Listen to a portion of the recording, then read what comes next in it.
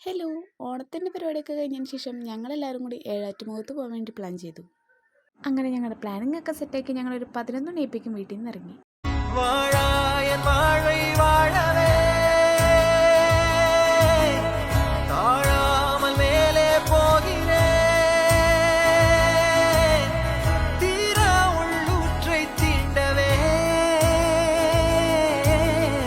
இன்றே இங்கே மீழ்கிறேன் இங்கே இன்றே ஆகிறேன். അങ്ങനെ ഞങ്ങളുടെ ഏഴാറ്റുമുഖ യാത്രയൊക്കെ കഴിഞ്ഞ് ഞങ്ങളെല്ലാവരും തിരിച്ച് വീട്ടിലേക്ക് എത്തി. പിന്നെ എല്ലാവരും ഫ്രഷായി ഫുഡൊക്കെ കഴിച്ച് വന്നപ്പോഴേക്കും മേശപ്പവും കമ്പിത്തിരിയൊക്കെ ഇരിക്കുന്നുണ്ടായിരുന്നു. അപ്പോൾ പിന്നെ ഒന്നും നോക്കിയില്ല. ഞങ്ങൾക്കുണ്ടായ ക്ഷീണമൊക്കെ മറന്ന് ഞങ്ങൾ പിന്നെ അതൊക്കെ കത്തിക്കാനായിട്ട് ഇറങ്ങി. അങ്ങനെ ഞങ്ങളുടെ എല്ലാവരും കുറേ നാളുകൾക്ക് ശേഷം ഒത്തുകൂടിയ ആ ഒരു ദിവസവും കഴിഞ്ഞു. അപ്പോൾ ഇന്നൊക്കെ ഇത്രയുള്ളൂ. ബൈ.